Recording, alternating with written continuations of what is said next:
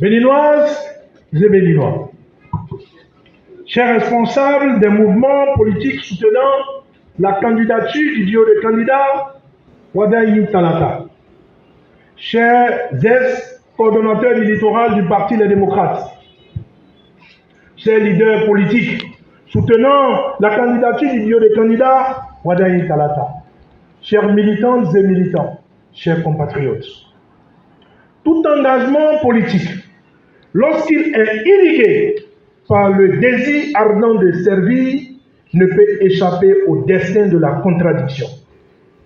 Depuis 20 ans, mon parcours s'est enraciné dans cette vérité.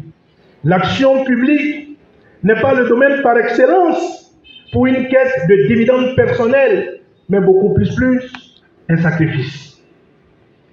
Dès mon jeune âge au lycée, une seule question a guidé mes pas. Que puis-je offrir pour le bien-être de mon peuple? Cette exigence constante de vérité m'a parfois valu l'étiquette de jeune rebelle. Je le dis ici avec la fermeté de celui qui craint Dieu et qui demeure esclave de ses convictions, que je ne suis pas un rebelle. Je suis un jeune homme engagé, un homme dont la boussole pointe invariablement vers l'intérêt supérieur de la nation. Pendant 10 ans, nous nous sommes opposés à la gouvernance du président Patrice Talon. Ma présence dans cette salle n'est pas pour renier mes combats d'hier, car la politique dans sa noblesse a besoin de lisibilité et de potence. Même au cœur des structures les plus contestées, l'histoire nous enseigne que la lumière peut jaillir de là où l'on espère le moins. Comme Joseph d'Arimathée ou Nicodème parmi les pharisiens, il existe au sein de chaque système des hommes de destin capables de porter l'espérance, et je pense que le candidat Romuald Wadayi en est un. Nous avons tout mis en œuvre afin que notre ancien parti politique puisse avoir un candidat à l'élection présidentielle du 12 avril 2026. Mais les circonstances en ont décidé autrement. Dès lors, une question se pose à nous. Devrons-nous par dépit renier le Bénin? Devrons-nous céder à la politique de la terre brûlée ou lancer une fatwa contre notre propre pays? Non, cela n'est pas ma conviction. Je crois à la force des conciliabules, car c'est dans le dialogue que les peuples se réconcilient avec leur avenir. Vous êtes nombreux à m'écrire chaque jour et à me demander à entrer dans le rang. Cependant, l'acte que mes amis et moi posons aujourd'hui est plus puissant qu'un acte de ralliement par conformisme. C'est un acte de foi. Foi en l'avenir, foi en une compétence, foi aux aptitudes du candidat Romuald Wadayi. C'est également et surtout un appel à la réconciliation du Bénin. C'est une invitation faite à chaque citoyen de retrouver le chemin des urnes avec la joie des joutes électorales apaisées. C'est la preuve que même dans l'adversité la plus vive, on ne doit jamais trahir la terre qui nous a vu naître. Les hommes passent, mais le Bénin reste. À un moment donné, continuer à s'opposer devient stérile face à l'urgence du développement national. Alors, vous vous demandez pourquoi le choix du candidat Romuald Wadayi. Je voudrais vous dire que j'ai observé, j'ai analysé, j'ai scruté.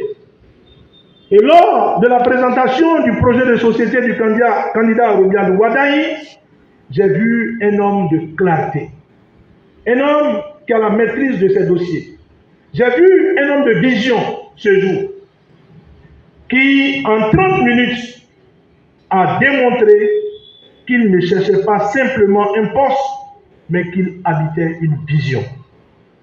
Nous avons été séduits par son audace et par son pragmatisme, sa volonté de ressouder la cohésion nationale. Il a dit ce jour que dans son projet de société, il travaillera à améliorer ou à ressouder la cohésion nationale. Et vous savez, puisque toute autre personne que nous avons besoin que la cohésion nationale puisse être ressoudée. Il a dit son ambition de transformer notre système de santé en un sanctuaire pour tous. Ça aussi, vous avez suivi. Il a dit son engagement sacré envers nos paysans et la renaissance de nos régions. Sa promesse de redonner de la dignité à nos artistes, gardiens de notre âme.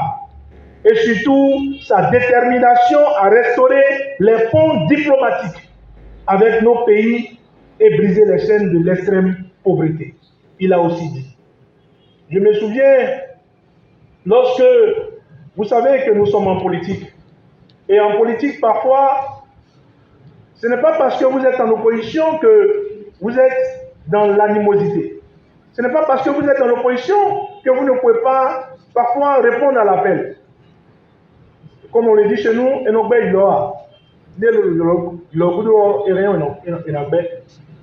mais là, je fais cette citation parce que quand il me disait par le passé, je pense que nous pouvons faire chemin ensemble. Je pense que tu peux apporter ton grain dans l'éducation du Bénin nouveau.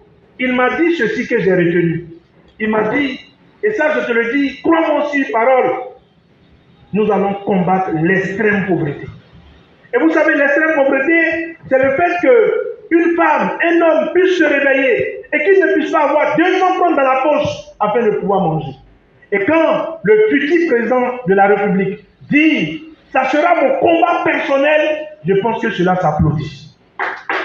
Qu'il puisse travailler afin que nos compatriotes puissent comprendre que nous allons lutter contre l'extrême pauvreté. Je pense que c'est une très bonne nouvelle. Mes chers compatriotes, l'heure n'est plus au long discours. Le chronogramme est notre juge.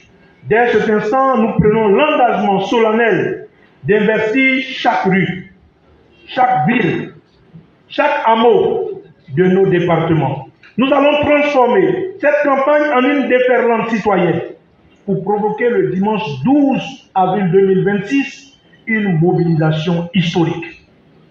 Une mobilisation historique pour le progrès, pour la paix, pour une victoire éclatante du duo Wadaï Talata. Que Dieu bénisse le Bénin et que Dieu vous garde.